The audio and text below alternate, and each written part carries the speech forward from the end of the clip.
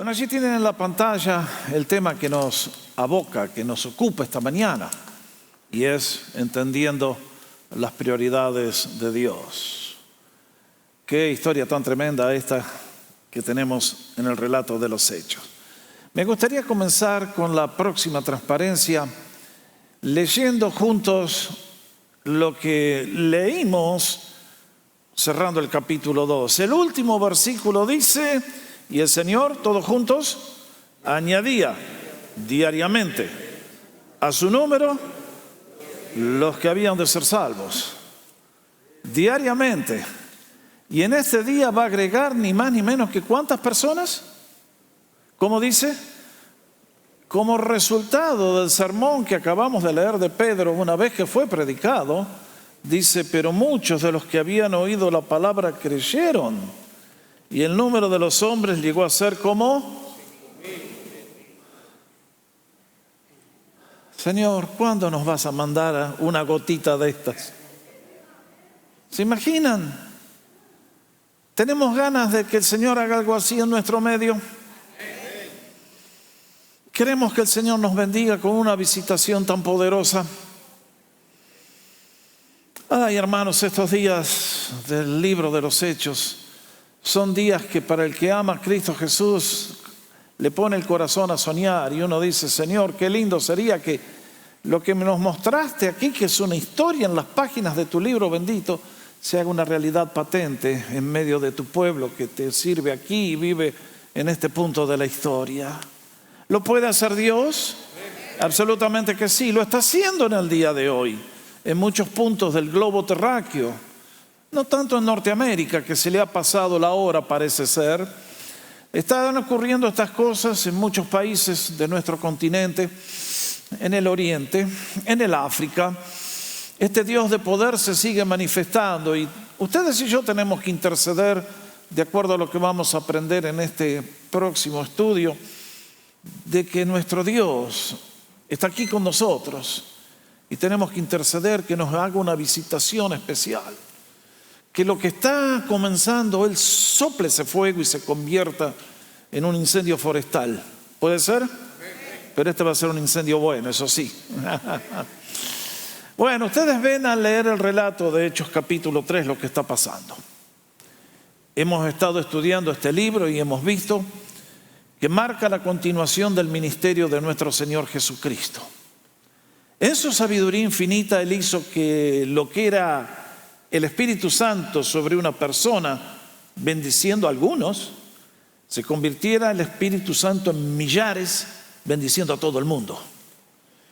Y ese día de Pentecostés, cuando el Espíritu de Cristo descendió sobre sus hijos, hasta el día de hoy, es para continuar edificando su iglesia. La presencia, el poder, la gloria de Jesús en este mundo caído, para darnos esperanza y salvación. Y uno dice: Señor, maravilloso eres. Y ustedes vieron lo que pasó. El Espíritu Santo cayó, 3,000 se convirtieron, se formó la primera iglesia que se juntaban en las casas de familia. Y ahora el Señor ha decidido que la iglesia necesita un escaloncito más, trepar en conocimiento, y por lo tanto ocurre lo que ocurre. Cuando ustedes y yo leímos el relato de Juan capítulo 3, vemos que básicamente este capítulo tiene dos grandes partes. ¿Cuáles son ellas? Bueno, primera parte, el milagro poderoso que el Señor hizo a través del apóstol Pedro, y que ustedes y yo analizamos en detalle la semana pasada. Y hoy les vuelvo a presentar estas dos gráficas para ubicarlos en el terreno. Si ustedes hoy visitan Israel, allí está el lugar, excepto que este edificio gigantesco que era el templo judío no está más. Fue arrasado años después y hasta el día de hoy permanece como un mudo testigo silencioso de que Dios ha desechado al pueblo que le despreció a Él. Cuando ustedes y yo nos acercamos, a veces tenemos que entender, como les dije la semana pasada, que todo este complejo edilicio gigantesco, y también les aviso, esta es la fortaleza La Antonia. Allí estaba los soldados del emperador romano, custodiando para que no vaya a haber un alzamiento. Y también la palabra, como ustedes leyeron juntos conmigo hoy, hablamos de que Pedro y Juan entraban al templo, quieren decir esta área. La misma palabra se usa de tres maneras para referirse a todo, a este complejo y también a este edificio. Por lo tanto, vimos que en esta puerta es donde, en estas escalinatas, es que estaba el mendigo y el milagro tiene lugar. Y lo que leemos es que como consecuencia salieron corriendo a esta pared que está aquí, que es el pórtico de Salomón, y mirando del otro lado, esto es lo que era el pórtico de Salomón, un techo con esas columnas de mármol, estilo corintio, y ese es el lugar donde ahora se va a congregar una multitud de miles de adoradores que van a escuchar el sermón que Pedro tiene que predicar. Y cuando uno escucha de este milagro le dan ganas de exclamar con el salmista, ¿cómo decía el salmista? Próxima transparencia. No a nosotros, Señor, no a nosotros, sino a tu nombre da gloria, por tu misericordia y por tu verdad. Qué milagro portentoso. El Señor se llevó todos los aplausos y realmente siempre será así, porque Él es el único que tiene el poder para hacer cosas como las que ustedes y yo leemos. Ahora, la segunda parte, a partir del versículo 12, encontramos que Pedro va a aprovechar la oportunidad para predicar este sermón que ustedes y yo leímos. Y alguien va a decir, pastor, ¿por qué dice usted que es un sermón cristocéntrico y relevante? Vamos a la próxima, por favor. Bueno, antes de contestar esa pregunta, quiero contestar otra. Y es, ¿cuál es la diferencia entre una charla y un sermón? ¿Cuál es la diferencia entre una conferencia magistral, un discurso político y un sermón? Básicamente la gran diferencia es que yo puedo dar hechos históricos del general George Washington y son todos hechos magníficos. Pero esos hechos históricos no tienen nada que ver con mi vida del día de hoy. Un sermón son hechos históricos que se presentan para desarrollar convicción en el oyente y que lo lleve a hacer una decisión que cambie su vida. Por eso vamos a ver que esto no es una charlita histórica, es un sermón. Y vaya que lo predicó con efectividad Pedro, y bajo la bendición de Dios se convirtieron 5,000 personas. Años más tarde, el apóstol Pablo le diría a su hijo Timoteo algo que en el día de hoy tenemos que recordar siempre.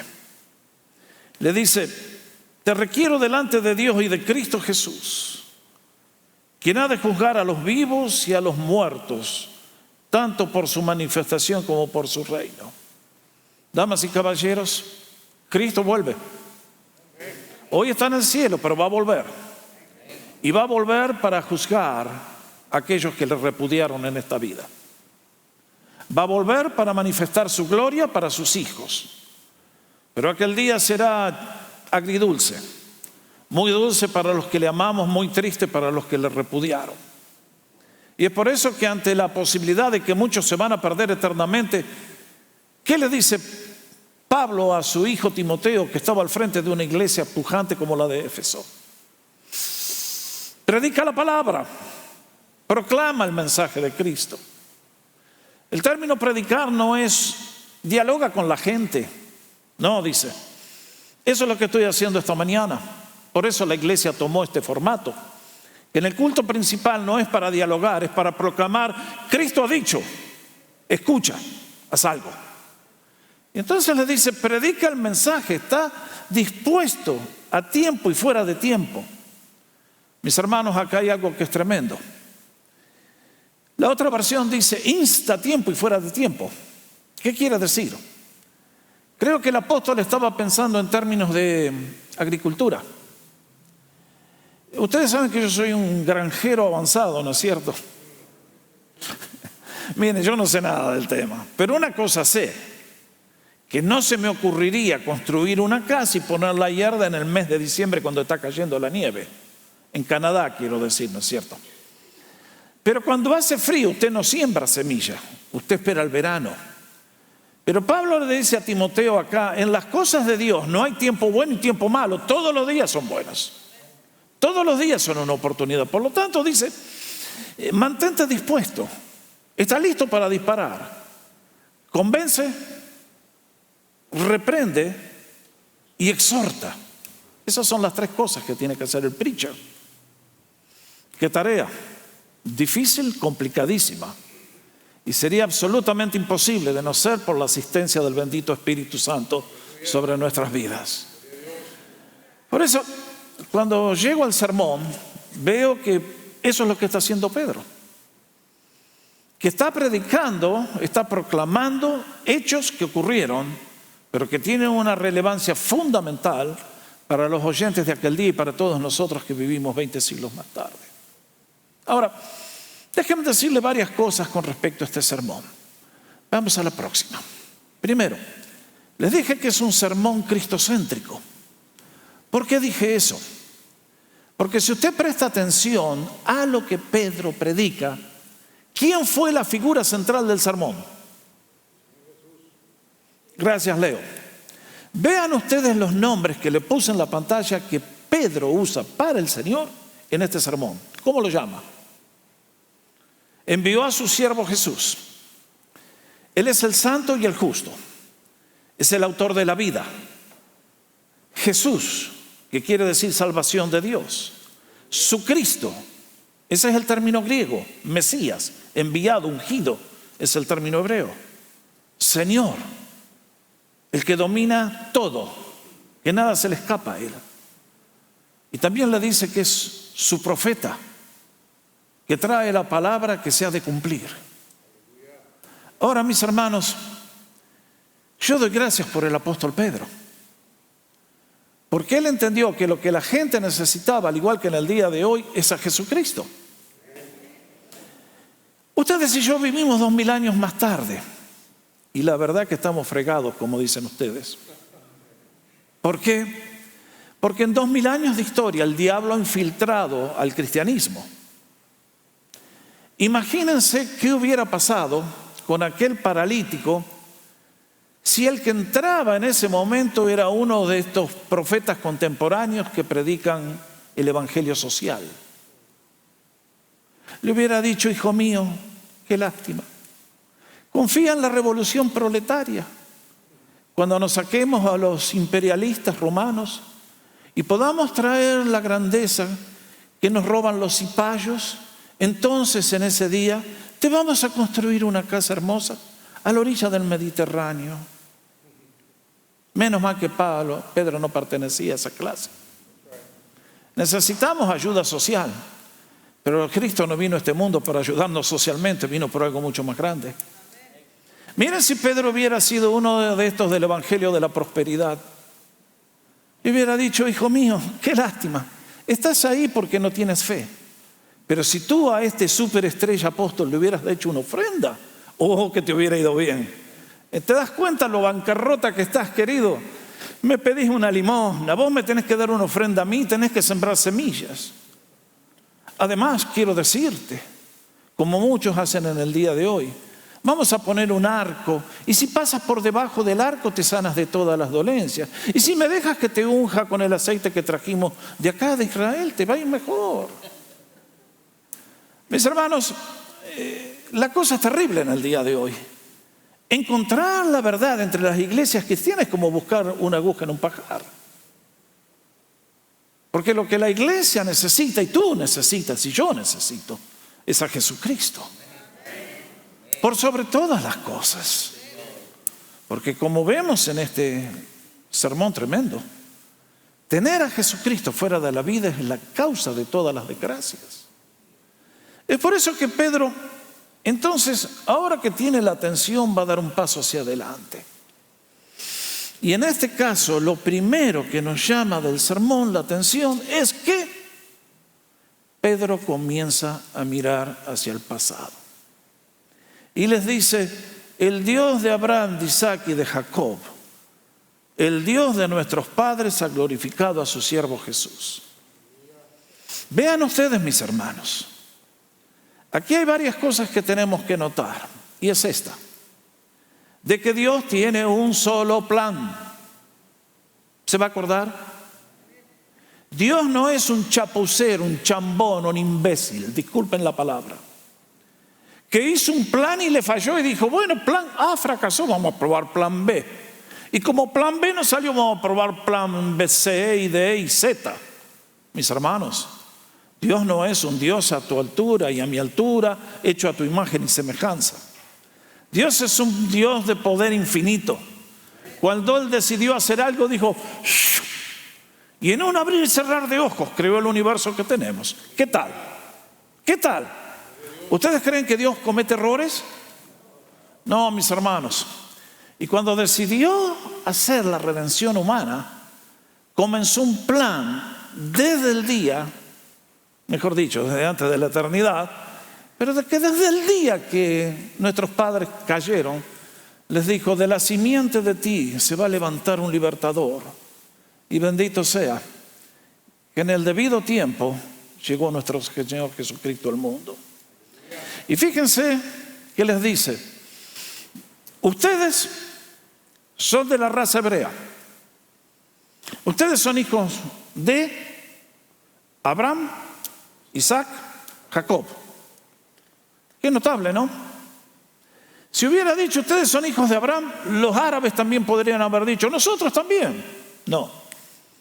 Si hubiera dicho, nosotros somos hijos de Abraham y de Jacob, hubieran dicho, Isaac, perdón, los edomitas podrían haber dicho, entonces nosotros también entramos. No. Por eso les dice, somos hijos de Abraham, Isaac, Jacob, los tres. Porque Dios cuando hace sus cosas, Él elige soberanamente y por gracia. ¿Y por qué eligió a los hebreos? Pregúntele usted a Él. ¿Por qué eran mejores que todos los demás? De ninguna manera. Para magnificar su misericordia, su condescendencia y su amor. Por eso los eligió a ellos. Para que salieran al mundo a predicar la grandeza de Dios. Ahora, cuando uno sigue avanzando, el apóstol les recuerda que hay dos evidencias de que el plan de Dios se está cumpliendo en sus días y lógicamente que se sigue cumpliendo hasta el día de hoy. Y para que estén seguros de que el plan de Dios se está cumpliendo, les va a dar dos grandes evidencias. ¿Cuáles son ellas? Bueno, la primera les va a decir en el versículo 15 que Cristo ha resucitado de los muertos. Ya ven, el apóstol les dice, miren, Dios ha glorificado a su Hijo, se los envió y ustedes lo mandaron a la cruz. Pero el hecho de que Dios está cumpliendo su plan y ustedes lo cumplieron sin darse cuenta, es que, primera evidencia, Cristo se ha levantado de entre los muertos. Y alguien va a decir, ¿en serio? ¿Y dónde está Cristo?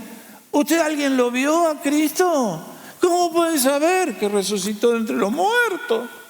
Por la segunda evidencia, el milagro que acaba de hacer. ¿Cómo se explica semejante milagro? ¿Cómo se explica que este hombre que está paralítico desde el día de su nacimiento, en un instante salta a la vida? Solamente porque Cristo ha resucitado de los muertos. Y Él con su poder infinito realizó este milagro. Por eso, les recuerda de que el plan de Dios se está cumpliendo y que el Mesías llegó, aunque ellos no lo reconocieron y lo repudiaron y lo mataron. Y ahora les recuerdo que el versículo 16, y el nombre de Jesús hizo fuerte por la fe en su nombre a este hombre que ustedes ven y conocen. ¿Qué es lo que produjo el milagro? El nombre de Jesús. Este nombre de Jesús es sinónimo de autoridad, poder, dominio. No se olvide. Ustedes y yo cuando nos presentamos delante de Dios, conozco gente que oran y dicen, amén. Oiga, a usted el diablo lo está bailando, ¿eh? ¿Por qué digo esto? Porque hay una gente que dice, ¿por qué ustedes oran siempre en el nombre de Jesús? Porque si no entramos al cielo por la autoridad, por el poder, el dominio de Cristo, ¿qué derecho tienes tú a entrar en la presencia del Dios infinitamente santo? Cero, nadie, imposible. Por eso, que ustedes y yo con humildad no usamos el nombre de Jesús como si fuera un talismán, como el huesito de la buena suerte. No, sabemos que por la gracia de Dios tenemos acceso a ese trono donde nos espera un Padre amoroso. Pero lo hacemos en el nombre de Jesús. Porque fue esa autoridad y ese poder el que hizo el milagro y es el que nos da a nosotros el milagro de acceder a su presencia. Y ya lo vimos a este versículo, hoy no lo voy a comentar. Ahora, sigue diciendo el apóstol Pedro que este plan fue profetizado miles de años antes, versículo 18. Pero Dios cumplió así lo que había anunciado de antemano por boca de todos los profetas de que su Cristo había de padecer. Vean ustedes, esta fue la piedra de tropiezo de los judíos de aquel entonces y hasta el día de hoy. ¿Qué cosa? No pudieron entender que había un Mesías sufriente y un Mesías glorioso que vuelve. No lo pudieron ver, no lo quisieron ver. Y hasta el día de hoy piensan que repudiando a Jesús y teniéndolo por un profeta, están cumpliendo la voluntad de Dios. Y elevan sus oraciones. Todos los días en el muro de los lamentos, vayan al templo allí. Y van a ver a la gente, en vano oran. El que repudia a Jesús en vano ora. Hay un solo Dios en el universo. Se ha manifestado en la persona de Cristo. Y fuera del nombre de Cristo no hay salvación para nadie. Bendito sea que tenemos el nombre de Cristo y podemos ser salvos por Él. Dele gloria al Señor. Gracias, gracias. Ahora, les dije que esto no es una conferencia, esto es un sermón. Porque ahora Pedro les va a presentar los desafíos contemporáneos. Próxima transparencia. Mirando hacia el pasado, les dijo: el Dios de nuestros padres glorificó a su Hijo. El plan de Dios se está cumpliendo. ¿Qué significa eso para ustedes, judíos? Y entonces le dice: por tanto, arrepiéntanse y conviértanse para que sean borrados sus pecados. Arrepiéntanse y conviértanse para que sean borrados sus pecados. Miren si Pedro hubiera sido uno de los preachers contemporáneos con sonrisa de plástico, que le gusta que lo aplaudan, que lo quieran, que le palmeen la espalda. Ahora Pedro les va a meter la daga. El hecho de que Dios tiene un plan, que envió a su Hijo, que hizo una obra como la que hizo y lo levantó de entre los muertos, coloca sobre cada hombro humano una carga de responsabilidad impresionante. Alguien diría: Pedro, cállate la boca, háblales del plan, no le digas nada, que se tienen que convertir y arrepentirse, se te van a echar en contra y no van a venir más a la iglesia. Ahí está la diferencia entre un profeta y un predicador. Que el profeta declara la palabra de Dios, no importa los resultados de la audiencia. Pero el predicador, que quiere que le soben en la espalda y lo aplaudan y lo admiren, digan: qué hombre, mujer maravillosa que eres, ese hombre está perdido y va a perder a todos los que le escuchan. Ahora Pedro les va a meter la daga bien metida. Porque, damas y caballeros, el hecho de que Dios existe, el hecho de que Dios es Dios y es el Dios que es, a ustedes y a mí nos implica una responsabilidad enorme. Ahora, mis hermanos, yo predico acá y lamentablemente en todos los cultos siempre hay gente que llega y no escucha. Piensan que es una tontera esto de Dios. Bueno, querido, seas niño, seas adolescente, y tengas la edad que tengas, el título que tengas y el bolsillo gordo que tengas, si tú no te arrepientes de tu maldad y te conviertes al Señor, triste será tu futuro. Horrenda cosa es caer en las manos del Dios vivo, dice la palabra de Dios. Aquí Pedro les está hablando de un Dios que está dispuesto a pasar por alto la maldad que hicieron aquel día cuando lo condenaron a Jesús a ir a la cruz y eligieron a un asesino en lugar del Hijo de Dios. Y damas y caballeros, en el día de hoy estamos con una nueva generación que se está levantando, que es la generación de los ni fu ni fa, de los que son sólidos como una gelatina. Si usted quiere hacer alguna vez una prueba, trate de clavar gelatina en la pared a ver cómo le va. Esos son los jóvenes, el 90%, la gran mayoría de los jóvenes contemporáneos. No les interesa su alma, no les interesa Dios, no les interesa la eternidad, no les interesa que en cualquier momento la muerte los va a tomar y los va a llevar a donde ellos han elegido. Mis hermanos, acá hay una responsabilidad gigante para mí y para ustedes. ¿Qué quiero decir? Yo se los he contado. Yo un día fui chico, ayer no más. Y siempre recuerdo, los domingos había que ir a la iglesia.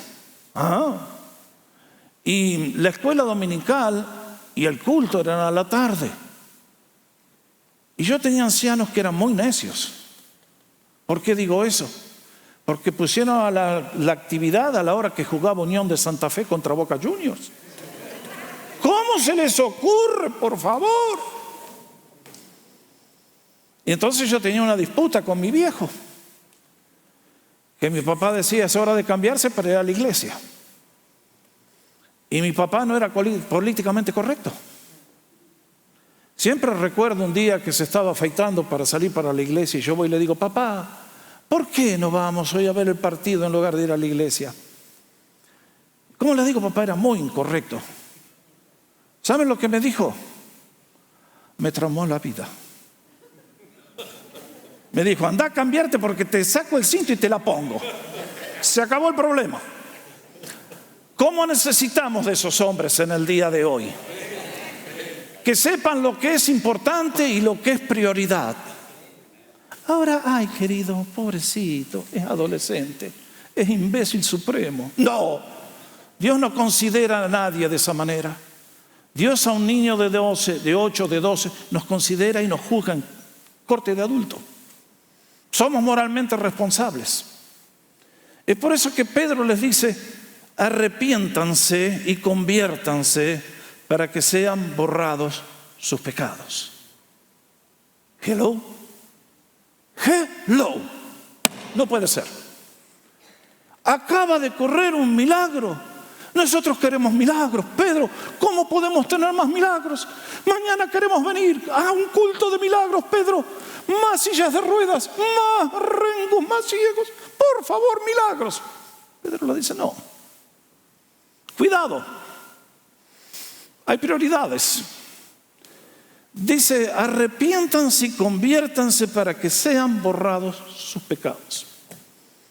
Mis hermanos, ustedes y yo frecuentamos la casa de Dios, pero nos hemos puesto a pensar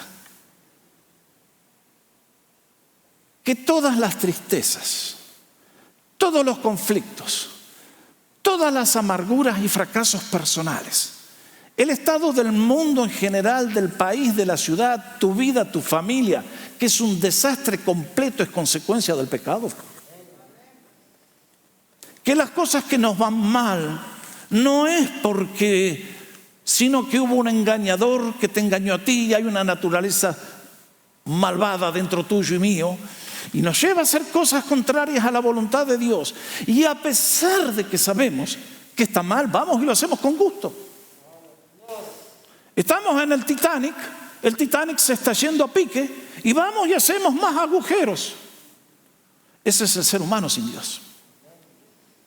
Mis hermanos, y quiero recordarles que cuando hablamos de pecado, No hay que caer en los crímenes, en las violaciones, en el canibalismo. No. Esos son casos extremos que el diablo invade a una persona y lo usa de esa manera, ¿no? Miren, yo lo que he aprendido, que en esta vida hay 3 cosas que el diablo hace muy bien.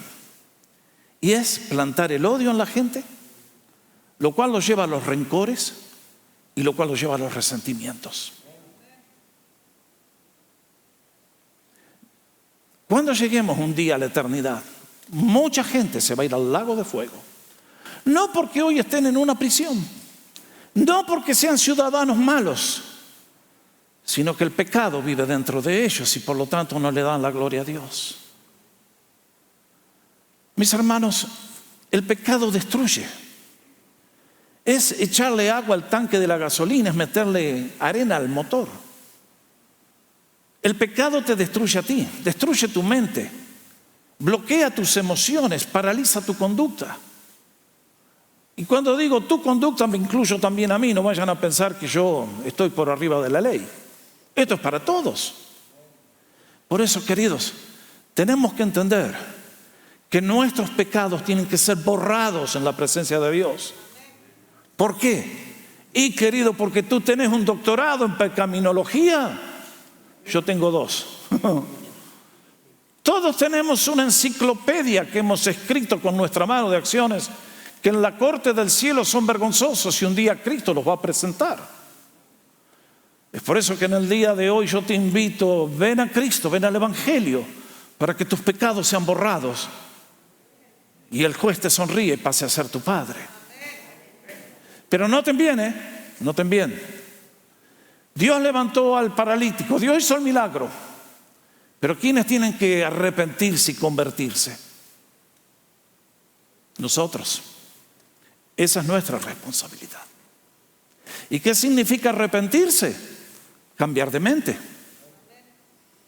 Si antes decía a esto era blanco, cuando era negro, ahora tengo que decir lo que era negro ahora es blanco. Si Cristo era un objeto de burla, ahora es mi amigo. Si antes me reía de su palabra, ahora la leo porque es el alimento para mi alma. Si antes me reía de ir a la iglesia, ahora voy contento porque es el lugar donde me encuentro con todos los que amamos a Dios, para recibir aliento para la vida de la fe. Es por eso que arrepentimiento es cambiar de mente. Por eso Pedro les va a meter, comiencen con Dios, vean lo que hizo Jesús, ahora arrepiéntanse y conviértanse. Interesante que la Biblia nunca se equivoca. Cuando pone las palabras las elige muy bien el Espíritu Santo para no dejarnos a mitad de camino. Porque una persona como Judas un día sintió remordimiento, dijo, yo pequé entregando sangre inocente y tiró las monedas en el templo al ver la barbaridad que había hecho. Pero ahí quedó todo y se perdió para siempre. Y en el día de hoy, si pudiéramos hacer un viajecito a ese lugar oscuro, veríamos mucha gente que están así diciendo, ay, me equivoqué, pero no hicieron nada. Por eso dice, conviértanse. Ese término es un término que los que hicieron el servicio militar lo entienden. Cuando el sargento decía conversión, significaba media vuelta. Íbamos caminando para allá, media vuelta y caminamos para el otro lado. Eso es lo que está diciendo el Señor a través de Pedro a la generación de aquel día y la generación de este día. En el día de hoy hay muchos cristianos que viven una vida sin poder porque nunca se han convertido. Tal vez se arrepintieron, tal vez por ahí. Pero mis hermanos, ustedes y yo necesitamos venir a Cristo, pedir perdón, nuevo nacimiento, poder para vivir a través de un acto de fe. Porque Cristo te ama con amor eterno y te lo ofrece si crees en Él como tu sustituto, que dio todo para que tú no tengas que ir al infierno. Él gustó el infierno por ti y por mí cuando murió en la cruz del Calvario. Eso fue lo que vino a hacer el Mesías y los judíos no la vieron. Y es por eso que sigue avanzando Pedro y les dice, pero vamos a mirar hacia el futuro. En tiempos de Abraham, comenzó el plan de Dios hacia la nación para que sea una fuente de bendición. En el día de hoy, Cristo está sentado a la diestra del Padre y ha mandado su poder para demostrarnos que con este milagro Él está vivo. Y está tan vivo que va a volver a la tierra por segunda vez. Mirando hacia el futuro, ahí tienen la referencia, versículos 19 al 21. No los voy a leer por amor al tiempo. Y si todo esto no hubiera sido suficiente, en los versículos 22, 24, otra vez Pedro, como buen maestro que es, les va a volver a reiterar de que el plan de Dios estaba bien explícito, explicado en la Torá, en la ley, en los 5 primeros libros de nuestra Biblia. Y en este caso, creo que por ahí les puse la cita, ¿no es cierto? Sí. Si quieren ustedes que investiguen la Biblia en profundidad, lean Deuteronomio capítulo 18. Porque el Señor hace referencia a esto que Moisés anunció 1400 años antes. De que Dios iba a levantar un profeta y que les iba a hablar. Y los judíos, ustedes saben muy bien, cuando vieron al Señor haciendo los milagros que Él hizo, lo repudiaron diciendo, momentito, nosotros tenemos a Moisés. Nosotros somos hijos de Moisés, descendientes de Moisés. Moisés, Moisés, Moisés. Y lo que ahora está diciendo Pedro es, un día Moisés va a ser el testigo que los va a condenar a todos ustedes. Tremendo. Moisés se los había dicho. Y si usted mira el versículo 19 de ese capítulo 18, citando palabras de Dios el Padre, Moisés dice, acá les mando a mi hijo y les voy a pedir cuentas a todos. ¿Nos toma en cuenta Dios? ¿Nos toma en serio Dios? Absolutamente, mis hermanos. Es por eso que les dice, miren, Dios nos ha dejado en su palabra una antorcha en medio de la oscuridad para que nos guíe en el camino de la vida. Y entonces, en los últimos 2 versículos, el apóstol hace aterrizar el avión y los va a confrontar una vez más con la necesidad de la decisión por Cristo. ¿Cómo lo hace? Vean ustedes. Vuelve a reiterarles, ustedes son los hijos de los profetas y del pacto que Dios concertó con sus padres. Diciendo a Abraham, en tu descendencia serán benditas todas las familias de la tierra. Y después de levantar a su siervo, Dios lo envió primero a ustedes para bendecirles al convertirse cada uno de su maldad. Vean ustedes. Vuelve a reiterar, como buen maestro, repasemos la lección, estudiantes, vamos a ver. Dios ha estado en movimiento. Dios ha enviado a su Hijo. ¿Y con qué propósito? Para bendecirles al convertirse cada uno de su maldad. ¡Qué mensaje! ¿Se dan cuenta? ¿Qué quiere Dios de ti? ¿Qué tiene Dios preparado para ti y para mí? Bendecirnos. ¿Aquel paralítico necesitaba la bendición de Dios? Absolutamente. Ustedes y yo, que tal vez no estamos paralíticos físicamente, ¿necesitamos la bendición de Dios? Más que el paralítico, como todos. ¿Y para qué hizo Cristo todo lo que hizo? Para bendecirnos.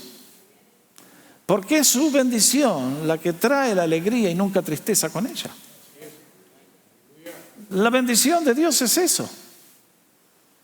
Si nosotros aprendemos a vivir de acuerdo a su manual, de acuerdo a sus mandamientos, de acuerdo a lo que Él nos enseña, bueno, ustedes y yo comenzamos a escalar automáticamente para la gloria, para la vida de poder y abundancia y gozo y alegría.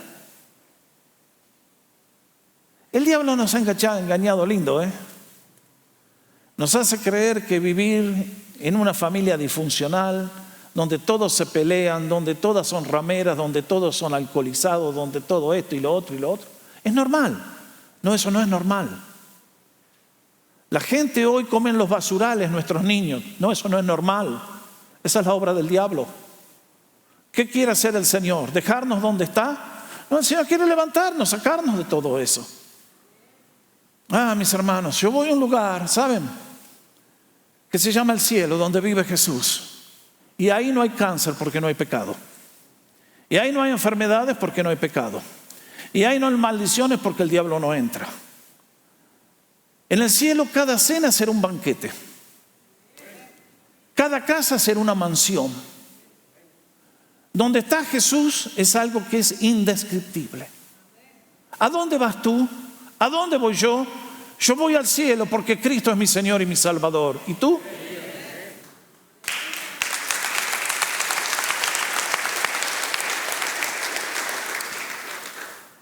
Es por eso que nos dice, Él vino para bendecirles al convertirse cada uno de su maldad. Otra vez el Señor. Otra vez lo políticamente incorrecto. ¿Cómo le vas a decir a los hebreos religiosos, moralistas, que tienen maldad? Mis hermanos, en el día de hoy los seres humanos estamos tratando de tapar el sol con un dedo. En el día de hoy, a través de los medios masivos de comunicación, se nos quieren hacer tragar ideologías humanas. Si yo salgo a preguntar en el día de hoy por las calles, ¿cuál es la raíz de todos los problemas en Estados Unidos? ¿Qué me contestaría la gente? El racismo, por supuesto el racismo. El abuso policial. La violencia en las calles, los crímenes, las drogas. ¿Y cuál es la solución? Que el gobierno haga algo. Ya se los dije la semana pasada. El gobierno lo único que te puede dar son las migajas que le caen. Lo único que puede hacer es lo que aquel paralítico quería, una limosna. Y nos dicen, no, ustedes tienen que aceptar las ideologías. Si creen lo que nosotros decimos, entonces les va a ir bien. ¿Y el modelo cuál es? Lo que estamos viendo en las ciudades avanzadas, donde ahora se nos enseña que los estudiantes no tienen que estudiar más y todos tienen el mismo grado porque si no se sienten mal. Seguro. Y podemos hacer las necesidades físicas en la calle porque está muy bien eso. Muy bien. Y dale que va y dale que va. Pero damas y caballeros, cuando Pedro predicó este sermón, estaba destinado a producir lo que todo ser humano necesita: convicciones. Porque son las convicciones las que determinan nuestras acciones. Y las acciones determinan resultados.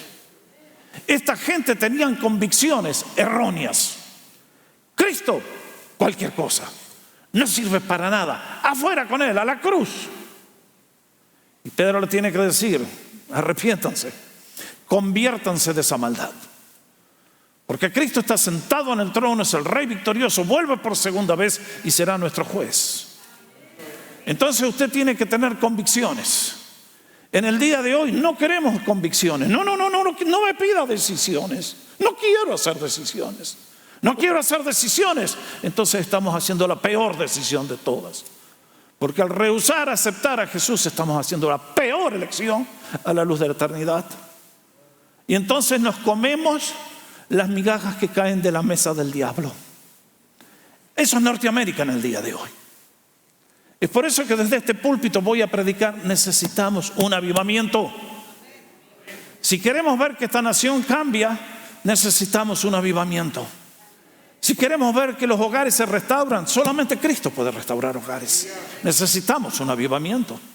Si queremos ver a nuestros jóvenes salvos, necesitan volver a nacer, porque cuando Cristo los hace nacer, no hay poder del infierno que les pueda ofrecer una droga. Somos más que victoriosos por medio del Espíritu Santo. Dios no vino a ser monigotes, ni perdedores, ni esclavos. Vino a liberarnos y a darnos el triunfo por el nombre de Jesús. Es por eso que en el día de hoy, lo que necesitamos de este relato es un avivamiento como el de aquel día. Yo todos los días que vengo a este púlpito, vengo orando, Señor, ¿no será este el día cuando hagas algo espectacular como ese día en el pórtico, ahí en la Puerta de la Hermosa? Porque hermanos, Si el Señor hace eso en un segundo, el domingo que viene acá tenemos 10.000 personas. Y digo, Señor, ¿por qué no te manifiestas de una forma más visible, más poderosa? Me gustaría. Ahora quiero decirles a todos de que yo saco de esta lección, de este capítulo, 2 lecciones, y es esta. Por eso le llamé entendiendo las prioridades de Dios. Que en el plan de Dios, milagros y predicación tienen que ir juntos. Los milagros son útiles para captar la atención de la gente. Esto fue lo que hizo el Señor en aquel día en el templo. Aquel milagro produjo una revolución y de golpe la gente dice que corrieron a donde estaban los apóstoles para... ¿Qué fue esto? Ahí estaba ese hombre saltando. Y entonces, Pedro, viendo la oportunidad, ¿qué hizo? Les dijo, vengan mañana que vamos a tener un culto de milagros.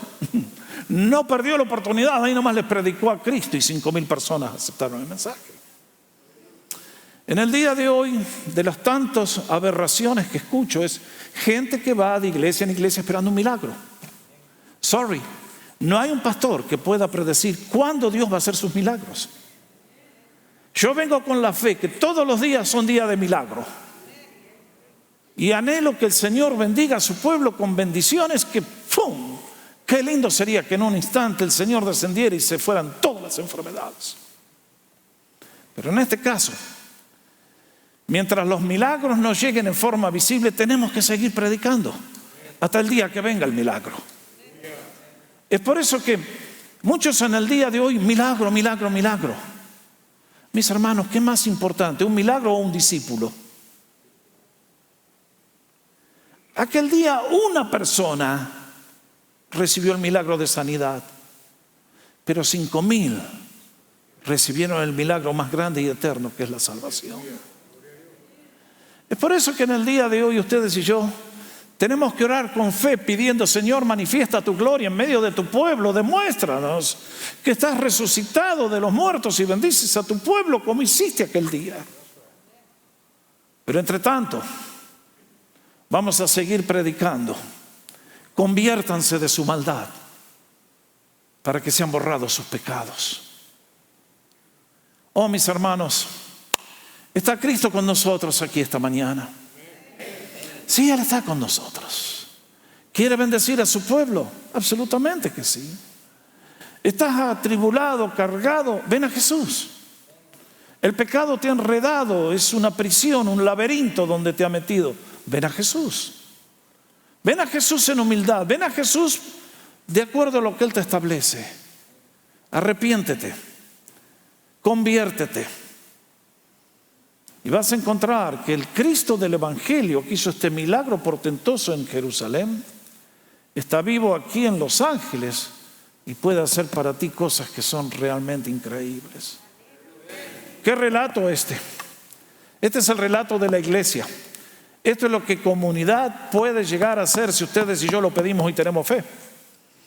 Un lugar donde Cristo manifiesta su gloria de manera ilimitada.